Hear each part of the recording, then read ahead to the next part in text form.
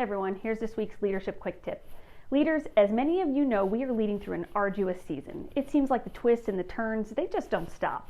Most days as of late, I'm pretty exhausted. I'm finding more gray hairs and I'm really missing dinner at my favorite Mexican restaurant. And I know if we are feeling that way, I'm certain that our teams are as well. So today I want to share 3 ways to create a safe space for our teams to share what they're going through, how they're processing it, and why it is so important for us to do. So first, create a forum or channel for others to share their thoughts of what they're going through.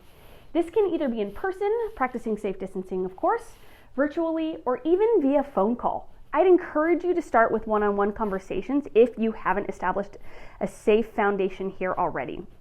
Doing this in a group setting could potentially be awkward and quiet. If a genuine mutual trust is already established one-on-one, a group setting of honest and open dialogue is much more likely to occur. Second, leaders need to acknowledge the hard stuff.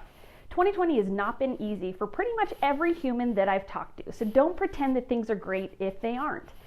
Say when you're feeling tired and beat up. Share when you've screwed up and what you've learned. Be vulnerable. This will demonstrate to others that they have permission to be real. And most importantly, share what you're doing to keep yourself going in a healthy way. 2 quick don'ts. Don't dominate the conversation. Let your team do the majority of sharing. And don't feel the need to fill empty space. Learn to be okay with silence. Often nervous team members are waiting for someone to interrupt before there's enough pressure for them to share. It's okay to let the pressure build. That's when the good stuff happens.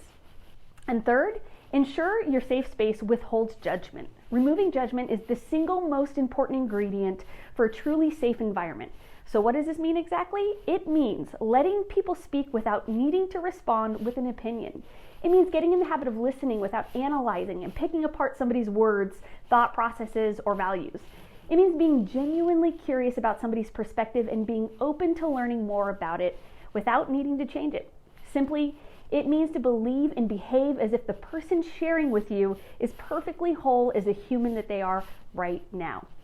It's when we're here in this open and safe space that honest shares will enlighten others around them, where we can all learn from each other. Don't try to solve.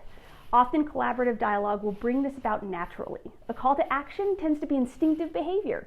If further action seems to be what is the obvious next step in the conversation, something you might do is ask the team how they want to be different after their time together. If you have additional support resources to offer after some particularly difficult conversations, be sure to share them with your team members. When your team feels safe and heard and trusted, I promise their work will show it. Our workplaces are no longer just a place for business. We have evolved into places of community, and as leaders, we need to allow that community to flourish. When our communities flourish, so will our businesses. That's your Leadership Quick Tip.